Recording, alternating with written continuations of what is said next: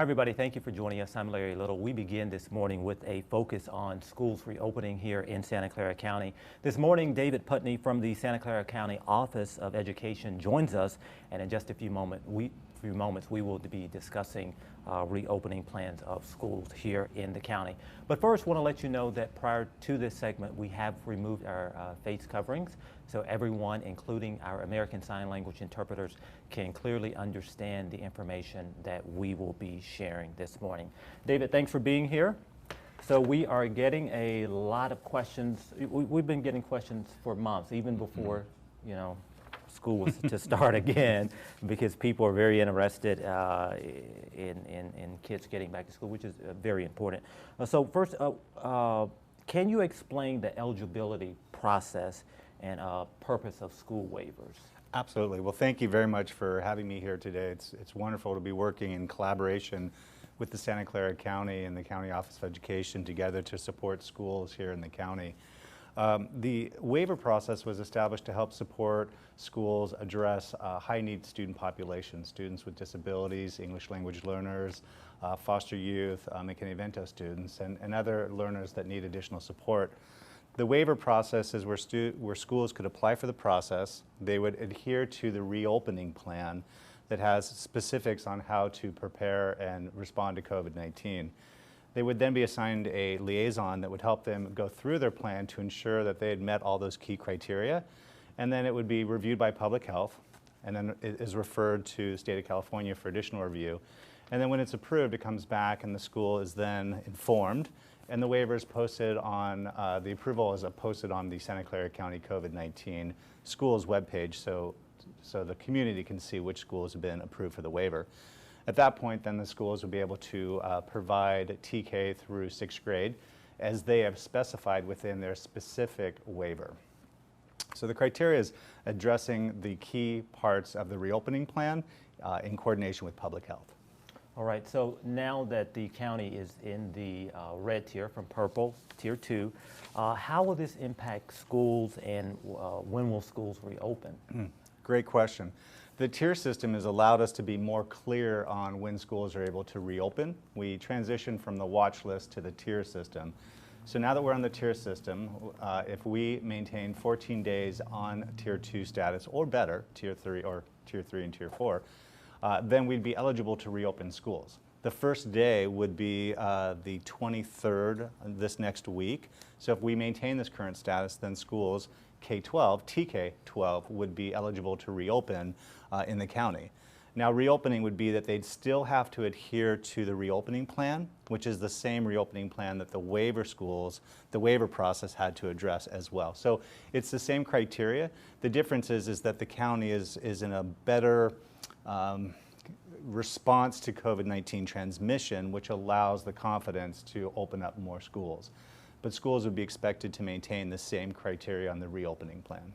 But it will be left up to the schools. They can continue to do distant learning. Absolutely. That's a vital nuance. Particular is that it's all local control. Local education agencies here in the county will be making the decisions based on their own school community in the public school environment, in the private, and also in the charter school environment. All right. Now, I understand that within the school's reopening plan, schools are working to ensure stable cohorts for students. And can you explain what this means, and how does it impact before and after school planning?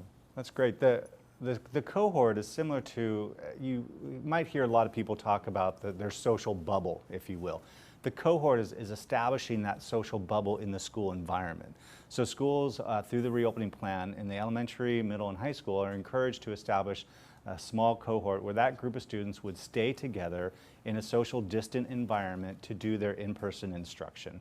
It would allow the school to support instruction while maintaining social distancing from larger groups of students. So the students could be in a school setting, they could then engage with learning with social distancing and be much more prepared and prevent the transmission of COVID-19. So the cohorting is essential. In the middle and the high school, it is going to be a little bit more challenging because students tend to move more classes and do other activities.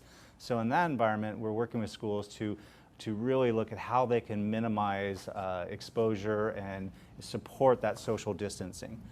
For parents, I think it's important to understand that the expectation is that they would only have one additional cohort outside their school day.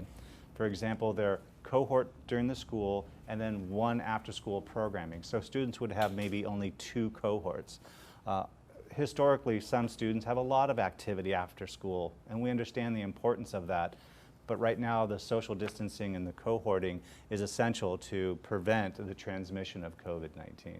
Yeah, I've seen the articles at the universities where people are testing positive for COVID. Also, some of the schools that started back in other parts of the country where students are testing positive, and even the teachers in some cases. So what happens if someone does test positive?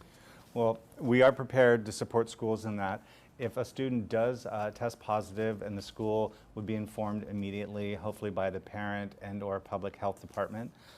There would be communication with public health department and working under their guidance to ensure that their protocols are followed.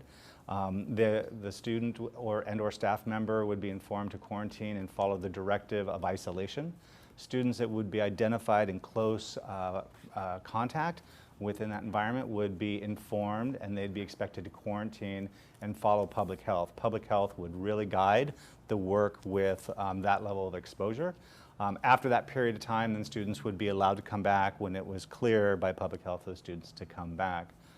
So that's where the cohorting becomes really important, because then you can maintain who has been in proximity to a student or staff member that has active COVID-19. So I know that people are going to have a lot of questions, you know, today, tomorrow, and going forward. How can people best get their questions answered? I think it's very important to ask your questions and express yourself to ensure that you understand how we're working together. I think it's wonderful for students and families and community members to work directly with their schools, their local education agency, because you know your schools best. Your schools know your children best, and you want to work together to resolve your questions and concerns. The schools are having a lot of support by the EOC here. We have a whole schools liaison team helping them navigate the changes. So parents and family members and community, if you have questions and concerns, always work directly with your school.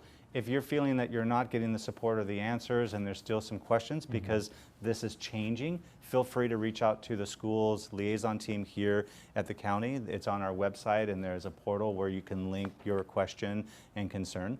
We'll be working directly with the school to resolve the issue, because really most times it's a misinformation, and we want to make sure the right information gets out. We want to support students and families in the community to be safe, and we want to support schools to inform them as the information changes, because this is very complex. Yeah, so talk about that just a little bit before we go. Is you know, information is constantly changing. People have probably become very familiar with what's on the site right now, but it can change at any minute. Great segue.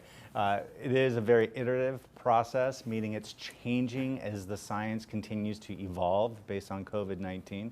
And with that, we're looking at enhancing our reopening plan. Right now, Public Health is working specifically on the guidelines for reopening schools, because we're right on that next level. And so that information will be being updated very soon. The information is updated on our website in real time as quickly as we can get that updated once it's been approved and reviewed by Public Health. So again, you just want to keep checking back. If you feel that your question has not been answered, reach back out, because sometimes the question derives that we need to consider additional topics. And so it's very helpful. We're working together to really improve this practice.